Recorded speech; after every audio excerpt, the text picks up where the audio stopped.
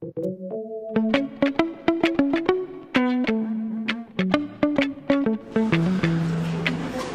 Saxo dans la ville a pris une autre forme un peu cette année, avec, je l'espère, une meilleure prise en compte des remarques qui avaient été faites l'an passé. Ça s'illustre à la fois par effectivement cette soirée d'ouverture du festival qui est entièrement gratuite, qui est située sur le front de mer de Saint-Pierre avec quand même 4 scènes d'ici la fin du programme,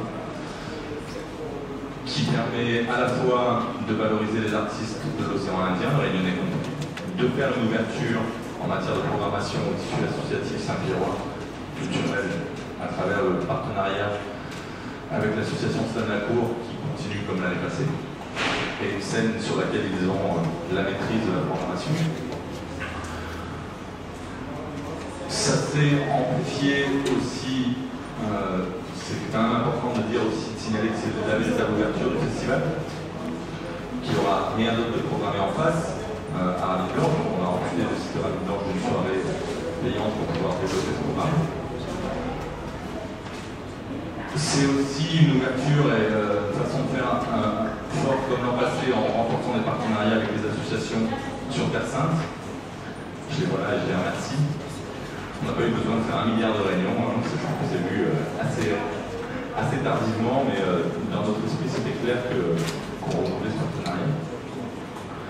Avec une scène qui s'affirme au niveau artistique et qui est scindée entre une programmation du vendredi et du samedi après-midi sur l'émergence de ce qu'on pourrait appeler des nouveaux talents réunionnais en coproduction avec la SMAC, le Canardot, avec qui nous avions déjà collaboré l'an passé, et avec le dimanche matin, qui est le traditionnel réchauffé, qui maintenant, traditionnellement,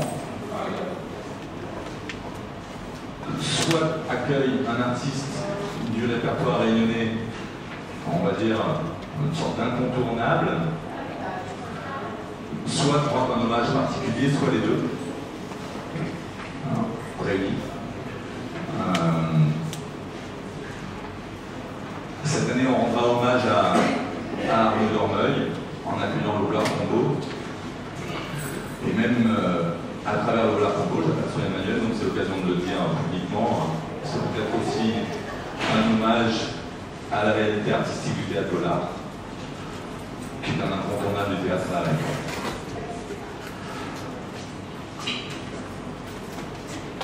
Le Satifo dans la ville prend aussi une autre tournure à travers le partenariat avec une vieille connaissance, Pierre Macquart, sur des opérations d'action culturelle dont je lui laisserai vous dévoiler les axes, mais on a essayé de faire en sorte que les artistes du festival puissent irriguer le territoire.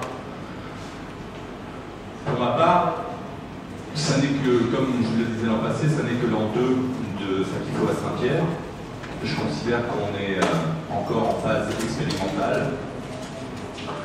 Je pense qu'il nous faut 5 ans pour installer une mouture à peu près convenable de ce que doit être un festival comme le Satifo sur une ville comme Saint-Pierre.